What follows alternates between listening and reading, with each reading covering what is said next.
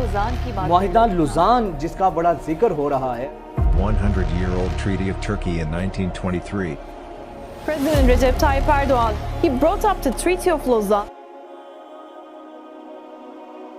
अस्सलामुअलैकुम दोस्तों, 24 जुलाई 1923 एक ऐसा दिन जिस दिन दुनिया के नक्शे में नई सरहदें बनाई गई, एक नई डेमोक्रेटिक कंट्री की नींव रखी गई, एक नया देश दुनिया की नजरों के सामने आया और इन सब की वजह थी ट्रीटी ऑफ लौज़ान। तो दोस्तों, ये ट्रीटी ऑफ लौज़ान क्या है, इसको जानने के लिए हमें सबसे पहले ऑटोमन एम्पायर के अहम पहलुओं की तरफ एक नजर दौड़ानी होगी। इसके बाद जानेंगे कि ट्रीटी ऑफ लौज़ान साइन क्यों की गई। इसके बाद ये जानना जरूरी होगा कि ट्रीटी ऑफ लौज़ान साइन करने के बाद तुर्की किन हालातों से गुजरा, और फिर ये जानने की कोशिश करेंगे कि तुर्की का नया दौर किस तरफ बढ़ रहा है और ट्रीटी ऑफ लौज़ान के 100 साल पूरे होने पर तुर्की क्या करेगा। तो दोस्तों, ट्रीटी ऑफ लौज़ान से जुड़ी हर बातों को जानने के लिए जुड़े रहिए हमारे साथ और देखते रहिए ट्रू जर्नी।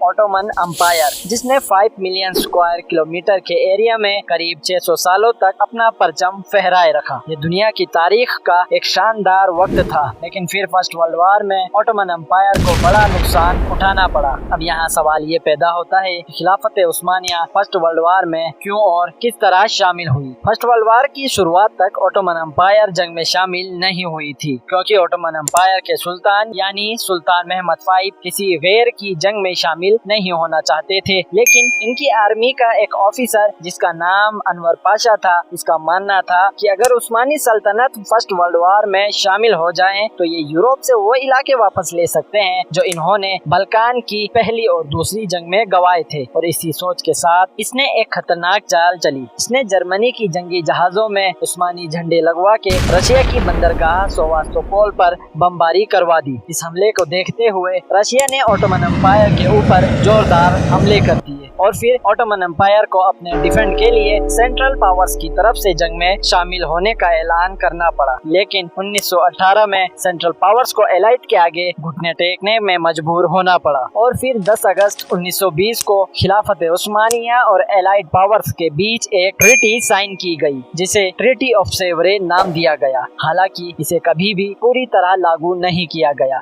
क्योंकि ये ट्रीटी ऑटोमन एम्पायर को कबूल नहीं थी। इसके बाद एलाइड पावर्स ने एक और ट्रीटी को इंट्रोड्यूस कराया। इस वक्त मुस्तफा कमाल अतातुर्क अपनी एक राष्ट्रवादी पार्टी बना चुका था और जो भी फैसले लेता वो सभी फैसले सुल्तान की इजाजत के बगैर ही लेता था। ये एक बड़ा गद्दार था, इसलिए न्यू ट्रीटी की शर्तें भी मुस्तफा कमाल अतातुर्क की पार्टी के सामने पेश की गई। और फिर कुछ महीनों की बातचीत के बाद 24 जुलाई 1923 को स्विट्जरलैंड के शहर लौज़ान में ट्रीटी ऑफ लौज़ान साइन की गई, जिसके तहत ऑटोमन एम्पायर को जड़ से उखाड़ फेंका। अब हमारे पास अगला अहम सवाल ये है कि ट्रीटी ऑफ लौज़ान साइन करने के बाद तुर्की किन हालातों से गुजरा। दुनिया की नजर में तुर्की एक डेमोक्रेटिक कंट्री बन के एक आजाद मुल्क नजर आ रहा था, लेकिन असल में तुर्की गुलामी की बेड़ियों में फंस कर रह गया था, क्योंकि तुर्की को नई सरहदें, नया कॉन्स्टिट्यूशन और नया कानून अपनाना पड़ा। वर्ल्ड वार 1 तो पूरी तरह खत्म हो चुका था, लेकिन तुर्की को अब एक बड़ी जंग लड़नी थी। ये जंग मिसाइल या गोला बारूद की नहीं थी, ये जंग थी जिद्दोजहद की। यानी इस वक्त तुर्की अपनी इकोनॉमी को सुधारने के लिए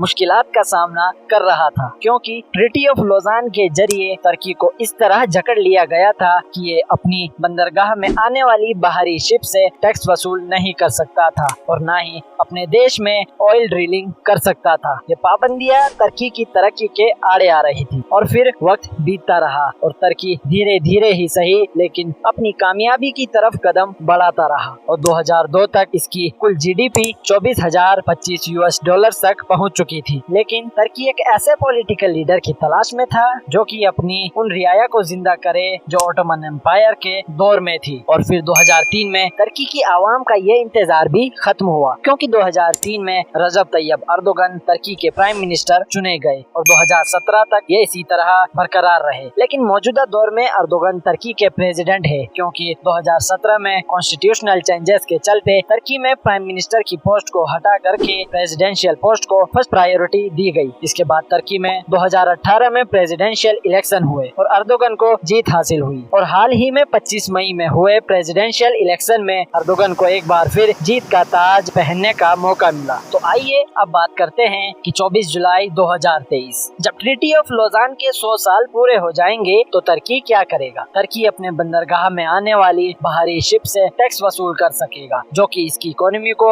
मजबूत करने में एक अहम किरदार अदा करेगा। ट्रीटी ऑफ लौज़ान खत्म होने के बाद तुर्की क्या करेगा? ये सवाल आज दुनिया भर के लोग कर रहे हैं और हम आए दिन तुर्की गवर्नमेंट को भी स्टेटमेंट देते नजर आते हैं कि 2023 के बाद तुर्की पूरी तरह से बदल जाएगा। तुर्की वो तुर्की नहीं रहेगा जिसे यूरोप का मर्दे बीमार कहा जाता है। तुर्की के ऊपर इस्लामिक दुनिया ने भी नजरें गड़ाई हुई है, क्योंकि ये एक इस्लामिक स्टेट बनने की राह में चल रहा है। लेकिन इसके लिए तुर्की के आवाम और इस मुल्क के लीडर्स को बड़ी जिद्दोजहद करनी पड़ेगी और ऐसा हो भी रहा है, क्योंकि पिछले बीते कुछ सालों में देखा गया है कि तुर्की का झुकाव इस्लाम की तरफ तेजी से देखने को मिला और इन सब के पीछे असल मेहनत तुर्की के प्रेसिडेंट रजब तैयब अर्दोगन की है, क्योंकि ट्रीटी ऑफ लौज़ान साइन होने के बाद तुर्की ने असल नुकसान ये उठाया कि यहाँ की आवाम दीन से दूर होती जा रही थी। लेकिन अब बदलाव नजर आ रहा है। अर्दोगन की मेहनत दुनिया के सामने है और वो आए दिन तुर्की को इस्लाम की तरफ मोड़ने की कोशिश में है। दोस्तों, आखिरी में ये बात कहना चाहूँगा